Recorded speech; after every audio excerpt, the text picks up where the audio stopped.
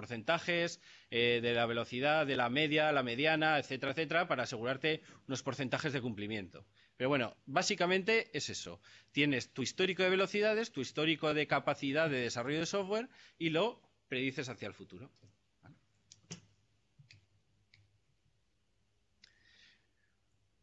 Para terminar, hay un punto muy importante que en Scrum, también he heredado de la filosofía de Toyota, que es la visibilidad, ¿vale?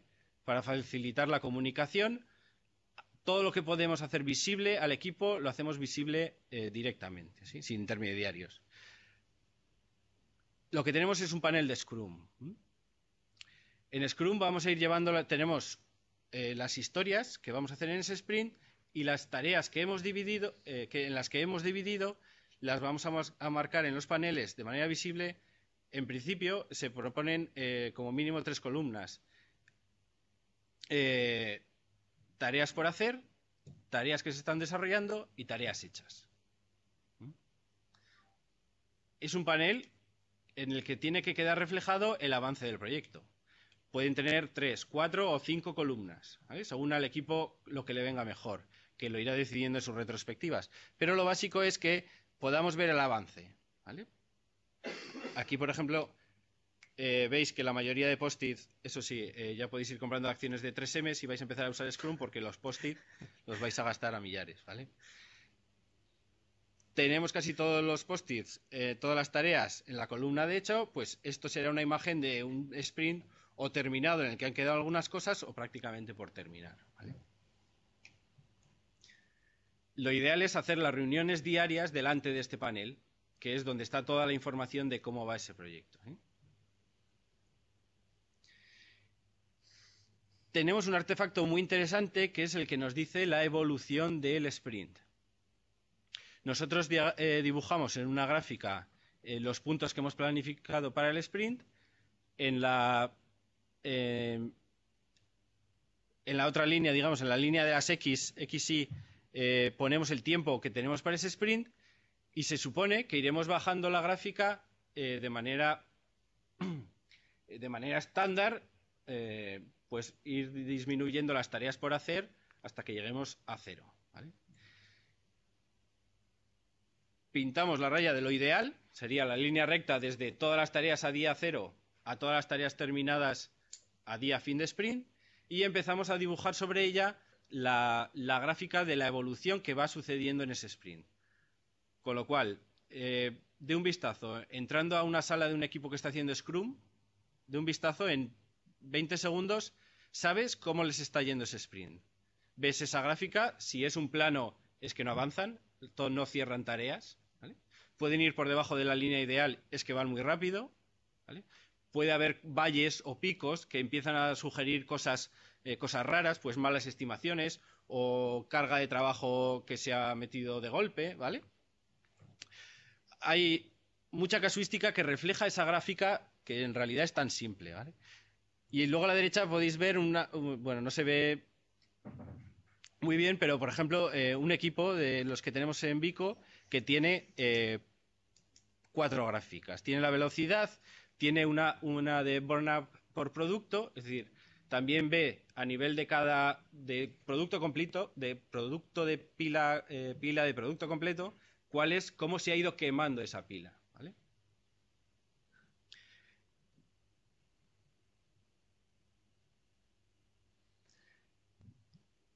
Vale, pues para terminar, me gusta recalcar una cosa, que puedes hacer todos los artefactos de Scrum, se pueden utilizar para desarrollar software, puedes estar haciéndolos, puedes llevar pizarra, puedes hacer las reuniones y resulta que no eres ágil, ¿vale? Hacer Scrum no te garantiza ser ágil, ¿vale? Es la aplicación de los principios ágiles la que te garantiza ser ágil. Eso es importante, me parece siempre importante remarcarlo.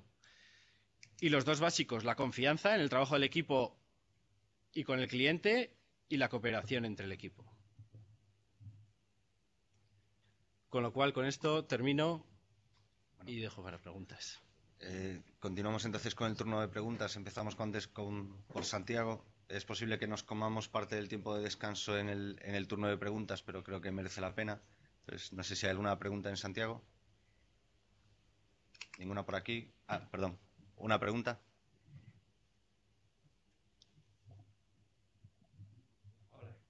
Hola. Es solo una curiosidad. ¿Cómo era el Scrum de uno ese que comentaste antes? Aburrido.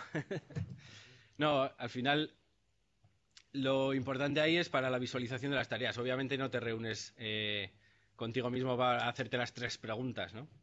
Pero si tú tienes ya tu panel, muchas veces solo eso te ayuda a visualizar si estás avanzando o no.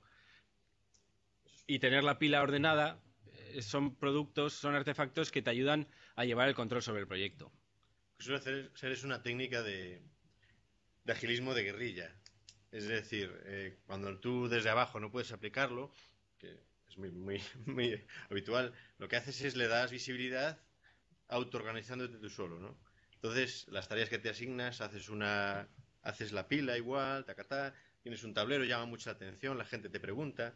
Más que incluso con un tablero Scrum, se suele hacer con un tablero Kanban, que es otra posibilidad. Y entonces la gente pregunta por qué haces eso, y al final la verdad es que haciendo un Kanban de uno te ayuda a autoorganizarte, es como una técnica de autoorganización. Porque tú priorizas las tareas, tú no, evidentemente no las decides con nadie, las decides en base a lo que te dice tu jefe de proyecto en una organización tradicional, pero ya te estás autoorganizando. Y eso se genera curiosidad, es una táctica de Scrum de agilismo de guerrilla, ¿no? Para pasar a un compañero que dice, joder, yo lo he visto, es decir, y lo veo todos los días, a alguien haciendo Kanban de uno y ha generado curiosidad y han preguntado y a él ha dicho, a mí me vale, y creo que a lo mejor publicaremos en breve un artículo sobre ello en el blog, y él dice, a mí me vale para trabajar mejor, con un equipo de uno.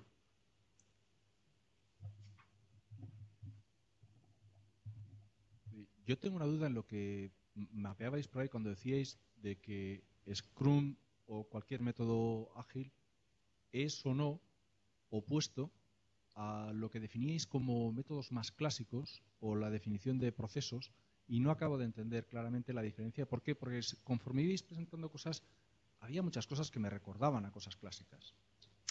Sí, vamos a ver. Voy a responder yo un poco porque estamos hablando de cosas teóricas. La gente que se reunió en Salt City lo que hizo fue llamarle metodologías clásicas a las orientadas a proceso, ¿vale? La de define tu proceso.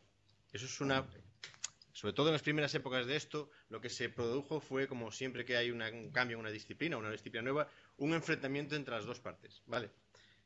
Pero mi opinión personal, esto ya no es, cada uno opina libremente, mi opinión personal es que son dos cosas diferentes, ¿vale? ¿Qué pasa? Yo creo, hay un artículo muy interesante publicado en el blog de Garzás, no sé cómo es su nombre, pero Garzás, ¿verdad? Javier Garzás, efectivamente, que está basado a su vez en otro artículo escrito por un autor americano que dice CMMI o ágil, ¿y por qué no las dos, no? Y básicamente explica que no son lo mismo. Pues yo supongo que aludes a CMMI y todo esto. No son lo mismo, sino que cubren cosas diferentes y cada una de ellas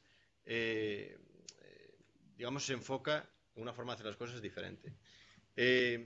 Perdón, el tema es, yo creo que lo que en aquel momento hizo saltar la chispa fue las malas prácticas a la hora de implantar la gestión de procesos. La de convertir los procesos en el objetivo en vez de en el medio. Esta es mi opinión personal, evidentemente, intransferible. No sé si a lo mejor te he contestado, no sé si a lo mejor algo más concreto.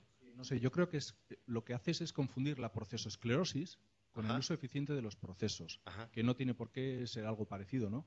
Eso no lo he inventado yo, lo inventó Cervantes, ¿no? Hubo un tío que se hartó de leer novelas de caballería y terminó autocreyéndose el Quijote, por recurrir a la historia española. Pero, por decir algo distinto, no sé, yo soy High Maturity Lead Appraiser y hago Scampis de niveles 4 y 5. Y he evaluado 2 empresas a nivel 5 que utilizaban métodos ágiles. Sí. Y para nada he visto todavía la incompatibilidad entre los métodos ágiles, los procesos, ni nada parecido. Entonces, cada vez que veo que alguien intenta contraponer la formalidad en los procesos con el uso de metodologías ágiles, lo que me parece es que está mirando mal, o la una o la otra, porque ambas dos son perfectamente compatibles. Y de hecho, conforme ibais presentando cosas, me iba pareciendo que contabais lo mismo. Por eso os hacía esa pregunta tan singular. Sí. No, Bueno, yo creo que, o sea, si nos remontamos a los orígenes, digamos que lo que se enfrentaban directamente es al desarrollo waterfall puro, que eso sí que ya, bueno, de hecho ya hasta RUB, todas hacen iteraciones, ¿no? Pero sobre lo que dices ahora, yo también soy de la opinión de que ¿por qué mezclar ambas? El problema que veo o lo que suele decir Ágil, que no necesita, es decir, tengo que hacer una evidencia de esas reuniones de 15 minutos porque tengo que demostrar que las he hecho para estar Nos has mostrado una, ¿eh? Que os he mostrado. En una foto. Yo he visto una ahí. Sí, pero entonces tengo que hacerme una foto todos los días para demostrar que hago una... ¿No? Yo un poco, las evidencias son para mí el problema que... Eso es confundir el culo con las témporas, que dicen en mi pueblo. Si te has encontrado con Lydia Pricer que no entiende su oficio, me parece muy bien. Pero las evidencias son artefactos indirectos que tienen la misma validez en un Scampi para determinar el nivel de madurez de una organización que las afirmaciones, que son el conjunto de respuestas que yo obtengo de las personas. Si tú y tu equipo durante un Scampi me decís que hacéis eso, y todos me lo decís de manera consistente, para mí tendrá la misma validez que esas 16 actas que a ti no te gustaban. Y a mí tampoco. Pero la agilidad no está solo en el conjunto de procesos, sino también en quien te ha contado que los procesos han de ser así. Entonces, no sé, a Dios lo que es de Dios y al César lo que es del César. Sí, es lo que ha dicho David, que muchas veces el problema no es CMMI, sino las implantaciones que se han hecho de CMMI. CMMI no es nunca un problema, el problema serán las personas. CMMI es tan inerte como los 4 mandamientos que mostrabais, o al final lo resumís en 2. ¿no? Que es amarás a Dios sobre todas las cosas y al prójimo como a ti mismo. Bien, yo creo que mezclabais primero o definíais a 4 principios ágiles, los 4 evangelistas, y luego 12 subprincipios, los 12 apóstoles. Bien, ya un poco por el micrófono. Yo creo que los procesos se centran en, bueno, los marcos de procesos se centran en el qué y, o sea, que son perfectas. Yo estoy totalmente de acuerdo con lo que apuntas, que son totalmente compatibles. Luego, yo creo que sí que se puede. Es más, yo tengo un estudio que es de alguien que está en el grupo ágil, que hace un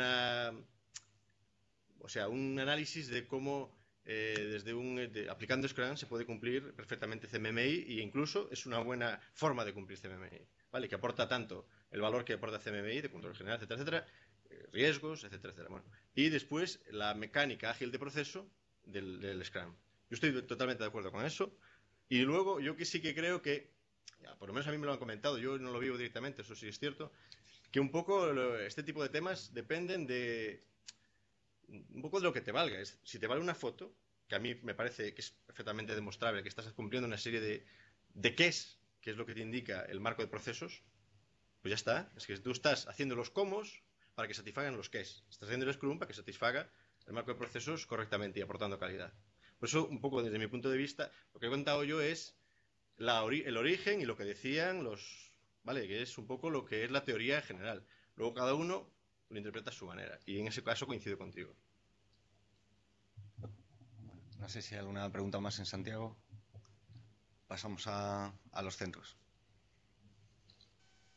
Coruña, ¿alguna pregunta? No tenemos preguntas, gracias. Lugo, ¿alguna pregunta? Temos unha pregunta en Lugo. Hola, buenas, espero que se me escuche bien. A ver, yo tengo una pregunta sobre Scrum. Es que una cosa que siempre se cuenta en Scrum es que el cliente es, digamos, el que organiza un poco la pila de producto, el que pone cómo van a ser las cosas y demás. Pero, ¿qué pasa cuando tienes varios clientes? ¿Qué pasa cuando...? Porque claro, las empresas pequeñas sobre todo tienen un problema. Es que a veces es difícil decirle no a un cliente, o cuando un cliente de repente tiene prisa porque algo se haga antes que otra cosa y tienes 2 clientes a la vez o 3 clientes, o etcétera. ¿Qué pasa eso?